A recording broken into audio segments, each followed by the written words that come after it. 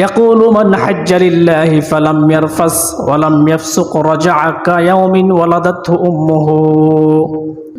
নবীজির সাহাবী আবু হুরায়রা বলেন, কোন ব্যক্তি যদি অশ্লীল কাজকর্ম এবং খারাপ কাজ থেকে বিরত থেকে আল্লাহর সন্তুষ্টির লক্ষ্যে হজ সম্পাদন করে, উক্ত ব্যক্তি তার গন্তব্যে নবজাত শিশুর ন্যায় নিষ্পাপ হয়ে প্রত্যাবর্তন করে।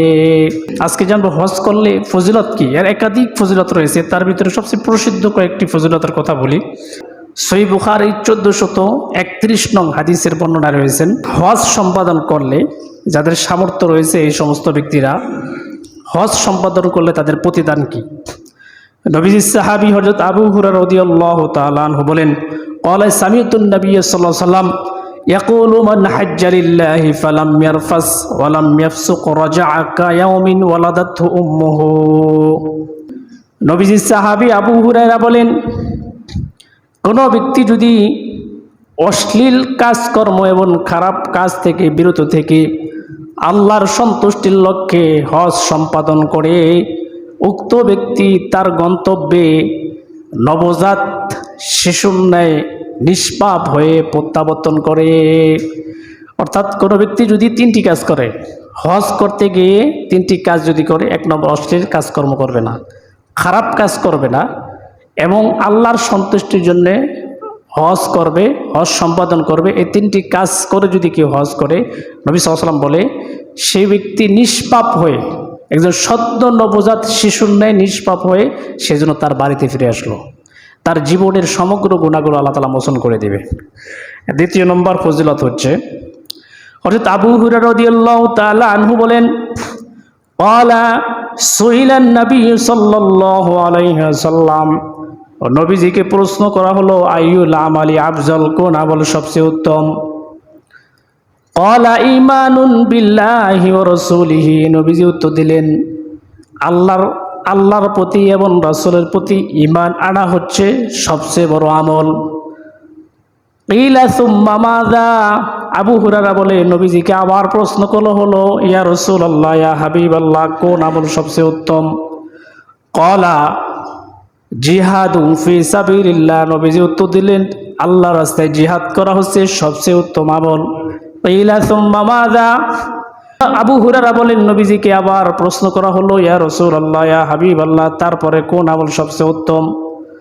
ক্বালা হজ্জুন মাবরুর, নবীজি উত্তর দিলেন, উত্তম আমল হলো হজে মাবরুর। হজে মাবরুর বলা হয় কবুল হজ, অর্থাৎ আল্লাহর নিকট সবচেয়ে উত্তম আমলের নাম হচ্ছে হজে মাবরুর, হজ করা। এটা হচ্ছে দ্বিতীয় নম্বর ফজিলত। তৃতীয় নম্বর ফজিলত, মাকবুল হজের কি পরিমাণ ফজিলত।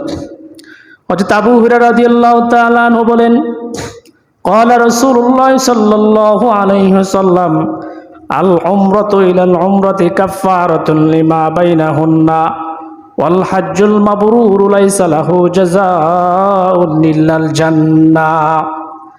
নবীজি সাহাবী আবু হুরায়রা বলেন, নবীজি বলেছেন, এক উমরা থেকে অপর উমরা, আরেকটি উমরা মধ্যবর্তী সময়ের জন্য কাফফারা স্বরূপ হয়ে যায়, মধ্যবর্তী সময়ে গুনাহের জন্য কাফফারা হয়ে যায়।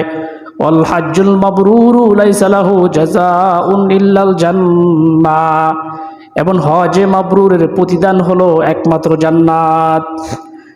অর্থাৎ নবীজি সাহাবী আবু হুরায়রা বলেন, নবীজি বলেছেন, একটি উমরা সম্পাদন কেউ করলো এবং মাঝখানে তার কিছুদিন গ্যাপ গেল, যাওয়ার পরে সে আবার উমরা সম্পাদন করছে, নবী বলে এক উমরা থেকে অপর উমরা পর্যন্ত মধ্যবর্তী সময়ের জন্য তার এই উমরাটা কাফফারা হয়ে যায়।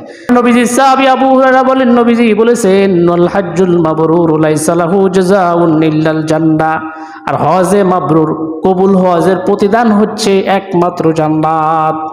কেউ যদি হজে মাবরুর সম্পাদন করে, কবুল হজ করে, অর্থাৎ যেই হজের ভিতর গুনাহের কাজ থাকবে না, খারাপ কাজ থাকবে না, যে হজ শুধুমাত্র আল্লাহর সন্তুষ্টির জন্য করবে, আর আল্লাহর সন্তুষ্টির জন্যই হজটা যদি সম্পাদন করে, এটাকে বলা হয় মাকবুল হজ। এই সমস্ত শর্ত এগুলো মেনটেন করে যারা হজ করে, এই হজটা আল্লাহ দরবারে কবুল হবে, এটা হলো মাকবুল হজ। এই মাকবুল হজের, হজে মাবরুরের প্রতিদান হচ্ছে একমাত্র জান্নাত, সেই ব্যক্তি জান্নাতে যাইবি।